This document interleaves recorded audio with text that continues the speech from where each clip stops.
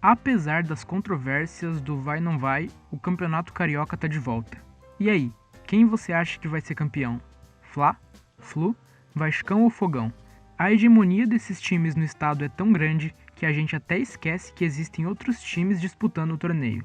Então, para acabar de vez com esse elitismo, o Escanteio Curto vai te relembrar de um momento da história em que times pequenos surpreenderam e conquistaram alguns estaduais. Mas antes, e não é anti-flamenguista, antes do vídeo começar, deixa aquele punho fechado com apenas o polegar ereto no vídeo, não se esqueça de realizar a assinatura do canal e ativar o objeto ruidoso bastante característico do período natalino. E bora pro vídeo. Aproveitando que a gente começou a falar do Rio de Janeiro, você não vai acreditar em quem já foi campeão carioca. O Paysandu. Não, pera, não é o Papão não. É o Paysandu Atlético Clube da capital. Um clube social e esportivo que teve vida curta, mas conseguiu se sagrar campeão do Cariocão em 1912. O Cariocão não era bem Cariocão especialmente nesse ano. Na época, o campeonato vinha sendo realizado pela Liga Metropolitana de Esportes Atléticos, mas, em 1911, o Botafogo se retirou da competição por causa de um gancho de um de seus atletas, e organizou uma nova entidade e outra competição para 1912. Então, ocorreram 2 campeonatos cariocas simultâneos nesse ano. O Paysandu, que já havia sido vice na primeira edição, venceu o torneio original organizado pela Liga Metropolitana, que era o mais forte e tinha os principais times restantes. Com um time formado apenas por descendentes de ingleses, o Paysandu aplicou várias goleadas para conquistar a taça no sistema de pontos corridos. Mas 2 anos depois, em 1914, o clube encerrou suas atividades no futebol. E o Paysandu não é o único time desconhecido que já venceu o Campeonato Carioca. Você já ouviu falar do São Cristóvão? Não, esse daqui não. Esse daqui. Não lembra desse time jogando contra o Mengão ou o Vascão?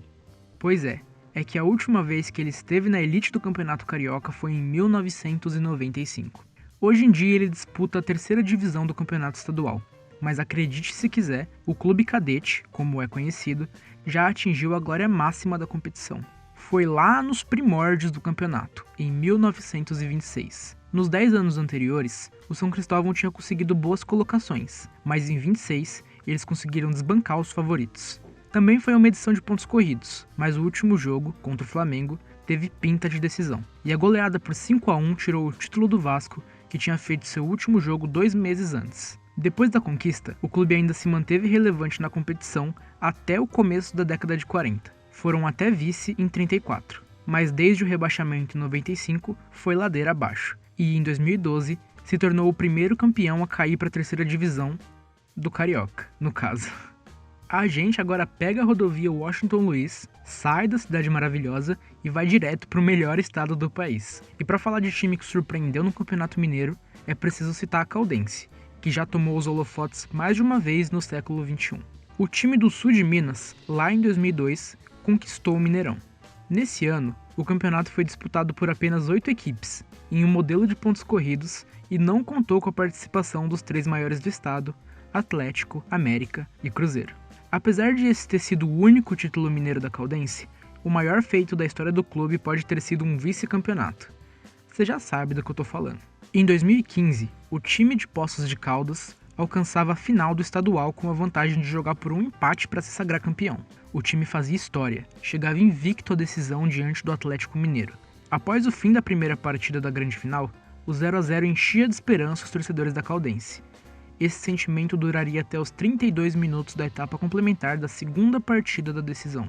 O placar apontava 1-1 e era necessário aguentar mais 15 minutinhos de pressão, mas o atacante Jô, em lance irregular, acabou com o sonho, decretando 2-1 e o título pro Galo.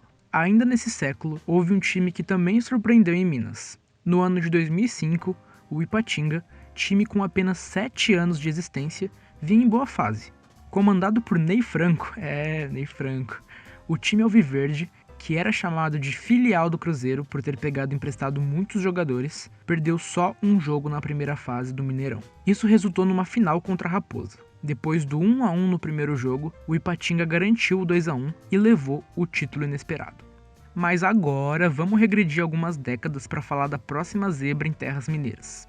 O ano é 1964 e a zebra da vez é o glorioso Siderúrgica. Naquele ano, o clube da cidade de Sabará contava com o técnico experiente e linha dura Dorival Knipel, com passagens pelo Atlético Mineiro e Vasco. E foi com a mão de Knipel que o pequeno time surpreendeu e se tornou campeão de Minas Gerais naquele ano, com uma campanha sólida num torneio de pontos corridos com ida e volta, sendo derrotado apenas uma vez em 22 jogos, além de 14 vitórias e 7 empates. O Siderúrgica confirmou seu título depois de vencer o vice-líder América Mineiro por 3-1 em sua casa. Essa histórica e improvável conquista não foi a primeira do Clube Humilde de Minas Gerais. Em 1937, o Siderúrgica já havia se sagrado campeão de Minas numa final contra o Vila Nova, mas a segunda conquista foi mais especial para o clube, pois foi esse título que deu a oportunidade do Siderúrgica de ser o representante mineiro em um torneio nacional no ano seguinte, a Taça Brasil de 1965, em que o time mineiro chegou até as oitavas de final e foi eliminado pelo Grêmio. Xiii, rapaziada, batemos o tempo máximo de vídeo e nem deu tempo ainda de falar das zebras da história do Paulistão e do Gauchão ainda. Então vamos fazer assim, vem aqui embaixo, se inscreve no canal e ativa o sininho, que logo logo vai aparecer para você a parte 2 disso aqui, contando as histórias dos pequenos que conquistaram o Campeonato Paulista e Gaúcho, produzido por um canal de qualidade quase nada duvidosa.